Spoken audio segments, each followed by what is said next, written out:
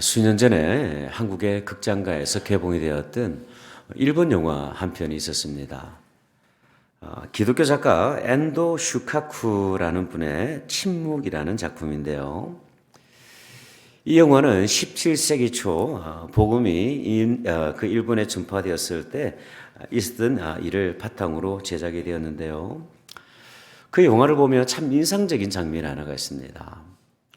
이 크리스천들을 박해하던 그 박해자들이 그리스도인들을 바닷가 해변에 있는 그 십자가에 매달았습니다. 그리고 이들을 지도하던 그 사역자들, 목회자들에게 성경과 예수를 부인하면 저 십자가에 매달린 사람들을 살려주겠다고 협박을 하죠.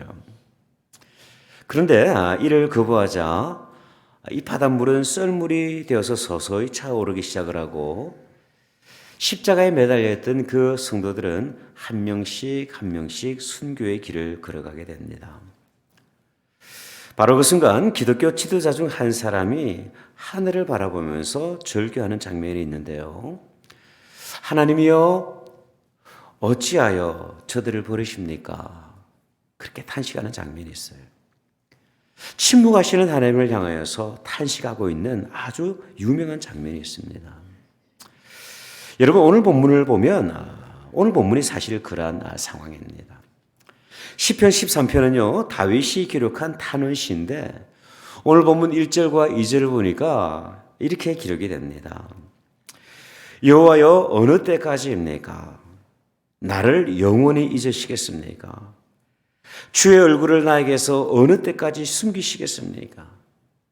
나의 영혼이 번민하고 종일토록 마음에 근심하기를 어느 때까지 하오며 내 원수가 나를 치며 자랑하기를 어느 때까지 하겠습니까? 그렇게 탄식을 합니다. 여러분 오늘 본문을 보면 4번이나 반복이 되는 표현이 있는데 그 내용이 무엇이냐면 하나님 어느 때까지 침묵하시겠습니까? How long, Lord? 네. 하나님께 자신의 문제를 가지고 나갔지만 오랜 세월 동안 그 침묵하시는 하나님의 모습을 바라보며 이 다윗이 탄식을 하고 있는 것입니다. 여러분 우리가 인생을 살아가다 보면 우리에게도 다양한 위기를 맞이할 때가 있습니다. 건강에 문제가 있을 때가 있고요. 가족에 문제가 있을 때가 있고 때로는 직장 속에서 일어나는 여러 가지 문제들이 있습니다. 그 외에도 인간관계에서 경험하는 다양한 갈등과 위기가 있는데요. 그때마다 우리는 이 문제를 가지고 하나님 앞으로 나아갑니다. 그리고 하나님께서 속히 개입하셔서 이 모든 문제가 온전히 해결되어지기를 간절히 기도하죠. 그런데 여러분, 때로는 하나님께서 침묵하실 때가 있습니다. 그리고 그 하나님의 침묵이 길어지던 어느 날 우리는 이런 고백을 독백으로 할 때가 있어요. 하나님, 과연 하나님께서는 저를 사랑하십니까? 하나님께서 참으로 저를 사랑하신다고 하신다면 왜 지금까지 침묵하십니까? 그런 질문을 할 때가 있어요. 사실 다윗의 질문은요, 오늘 이 아침 저와 여러분의 질문일 수도 있어요.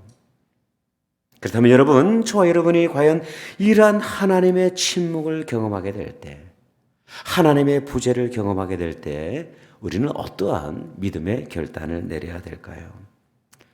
하나님의 침묵으로 인해서 영적인 위기를 맞이하고 때로는 영적인 침체를 맞이하는 저와 여러분이 어떻게 이 위기를 극복할 수가 있을까요?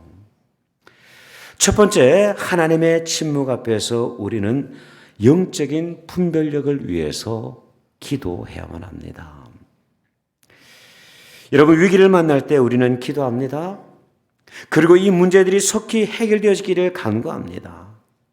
그런데 여러분 그럼에도 불구하고 하나님의 침묵이 지속된다고 한다면 우리는 조금 특별한 기도를 하나님 앞에 드릴 수 있어야만 합니다. 그것은 바로 영적인 분별력을 위한 기도예요. 하나님을 향하여 탄식의 목소리를 높였던 다윗이었습니다. How long, Lord? 언제까지 기다려야 됩니까? 무려 4번이나 반복했던 그 다윗의 고백이었어요. 근데 여러분, 이어지는 3절을 보면요, 다윗은 그 탄식에 이어서 이런 기도를 드리고 있어요. 3절의 말씀을 한번 보십시오. 여호와 내 하나님이여, 나를 생각하사 응답하시고 나의 눈을 밝히소서. 두렵건대 내가 사망의 잠을 잘까 합니다. 그렇게 고백을 합니다. 하나님을 향하여서 원망의 목소리를 높였던 다윗이었지만, 다윗은요 아주 특별한 기도를 드리고 있는 거예요. 그 기도의 핵심이 무엇이냐면, 하나님 제 눈을 밝혀주십시오. 그렇게 기도하는 것입니다. 여러분, 다윗의 이 기도가 어떤 의미를 가지고 있을까요? 육신의 눈이 어둡기 때문에 좋은 시력을 달라는 그런 의미겠습니까? 아니에요. 하나님께서 침묵하시는 그 이유를 알 수 있도록 하나님 저에게 영적인 안목을 열어주십시오. 그렇게 고백을 하고 있는 거예요. 이미 다윗은 하나님께서 침묵하시는 이유를 너무나도 잘 알고 있었습니다. 그랬기에 이 문제가 속히 해결되기보다는 이 문제를 다스리시는 하나님의 마음과 하나님의 뜻을 알 수 있도록 영적인 눈을 열어주십시오. 그렇게 기도하고 있는 것이죠. 여러분, 하나님께서는 때를 따라 침묵하십니다. 아마도 그 대표적인 예가 예수 그리스도께서 십자가에 매달리신 사건일 것입니다. 십자가에서 고통당하시며 신음하시던 예수님은 이렇게 말씀하셨습니다. 엘리 엘리 라마 사박다니, 나의 하나님 나의 하나님 어찌하여 나를 버리셨습니까? 그렇게 탄식하지 않습니까? 성자 예수님은 성부 하나님으로부터 철저하게 버림받으셨습니다. 독생자를 십자가에 내어주신 그 상황에서 성부 하나님은요 철저하게 침묵하셨어요. 하지만 우리가 알듯이 이 침묵에는 인생들을 구원하시는 하나님의 인내와 사랑이 담겨 있었습니다. 하나님께서는요 이 침묵을 통해서 하나님의 뜻을 이루어 가고 계셨던 것이죠. 그러므로 침묵은 하나님께서 일하시는 특별한 방식 중에 하나입니다. 여러분, 성경을 보면 하나님께서 이 믿음의 거장들을 훈련시키실 때 특별히 사용하셨던 방식이 있었어요. 바로 침묵입니다. 아브라함은 100세가 되어서야 이삭을 낳았어요.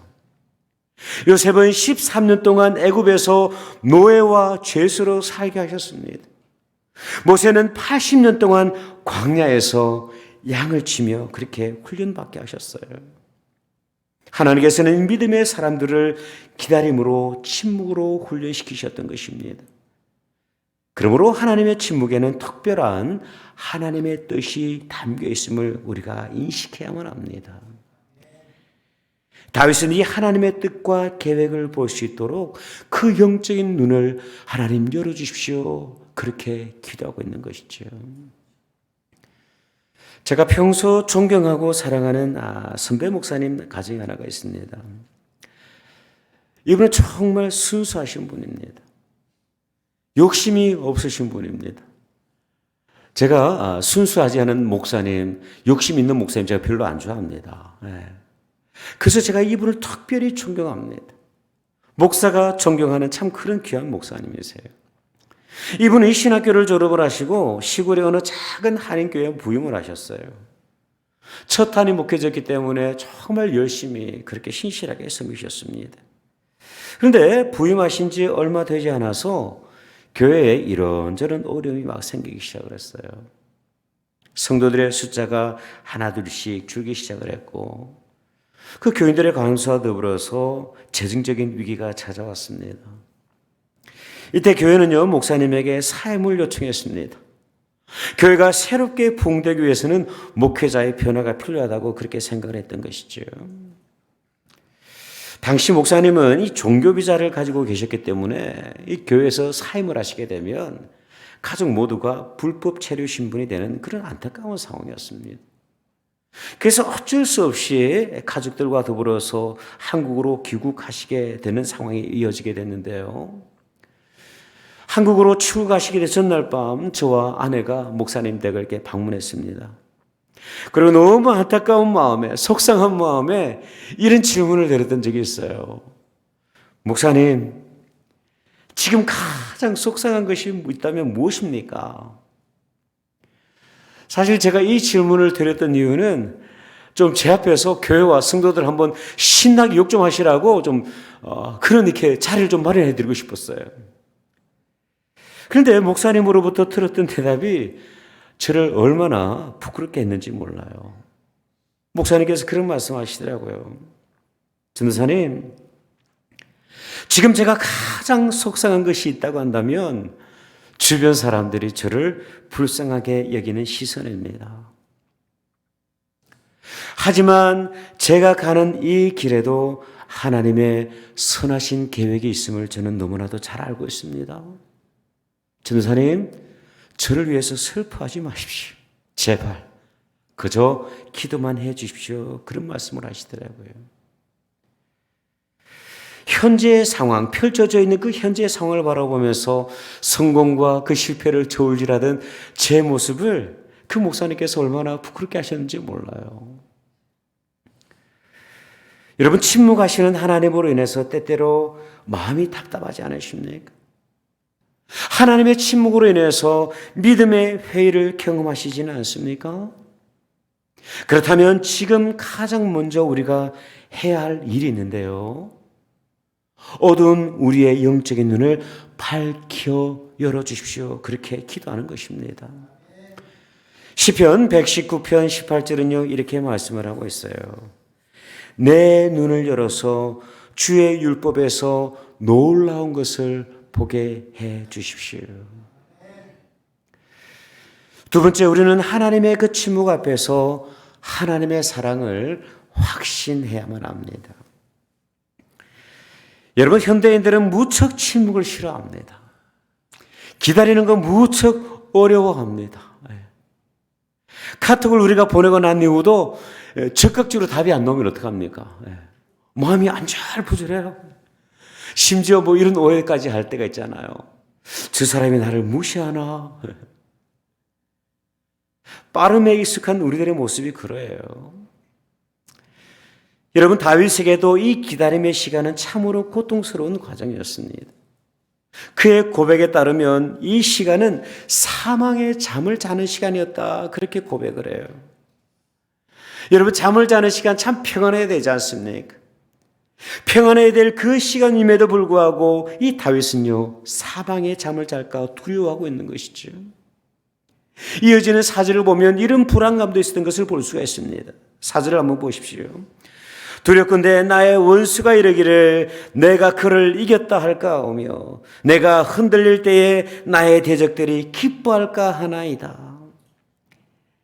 기다리는 건 참을 수 있을 것 같아요.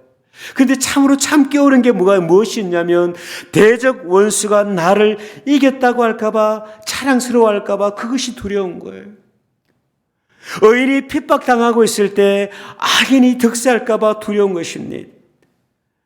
하나님을 신뢰하고 있는 나는 실패의 길, 내리막길을 막 걸어가고 있는데 하나님을 떠나는 그 악한 인생, 그 인생들은 오히려 성공의 길, 오르막길을 걷고 있는 것처럼 보이는 것이죠. 답답하지 않습니까?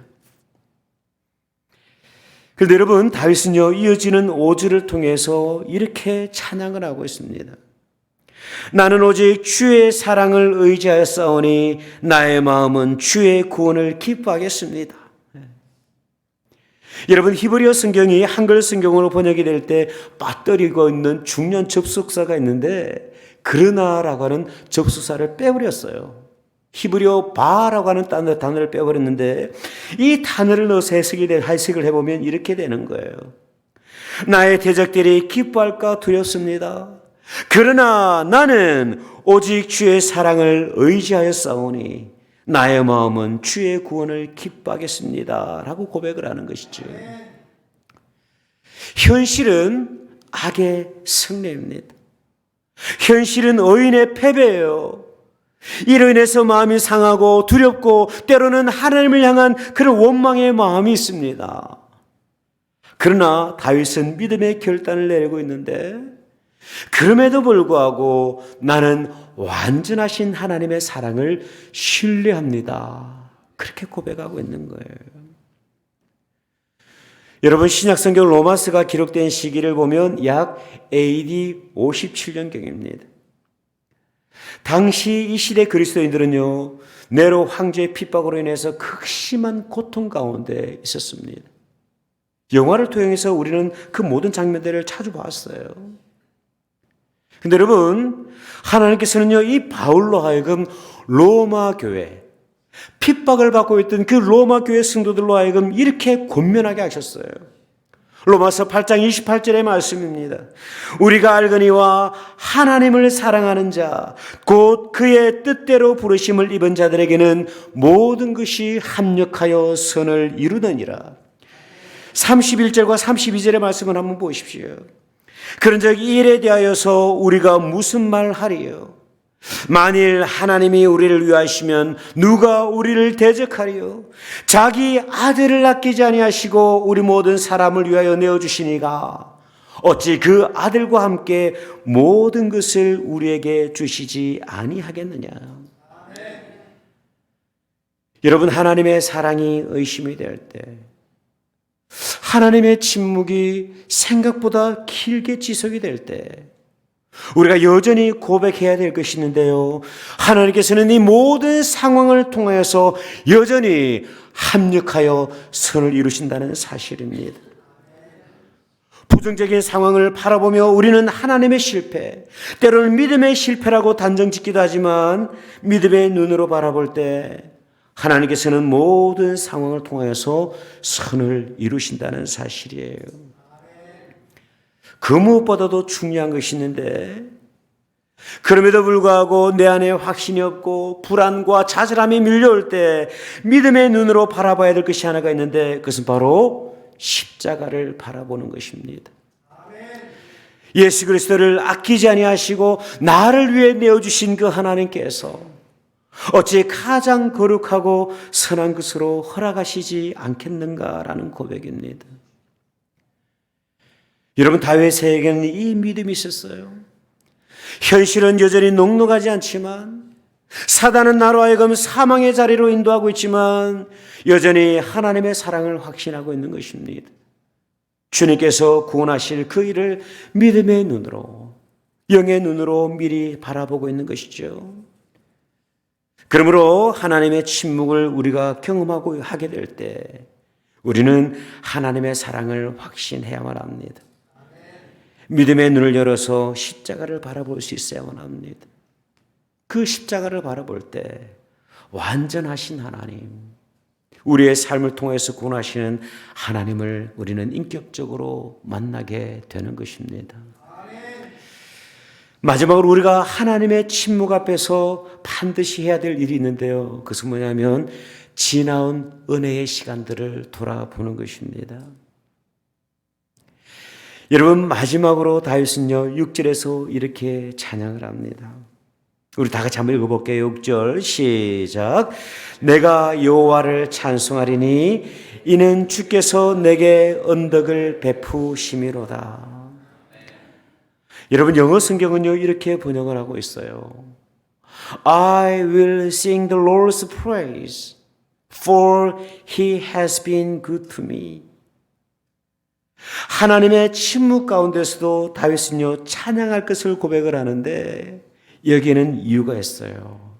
그 이유가 뭐냐면 하나님께서는 이 다윗의 생애를 통하여서 지금까지 신실하게 인도해 오셨기 때문입니다.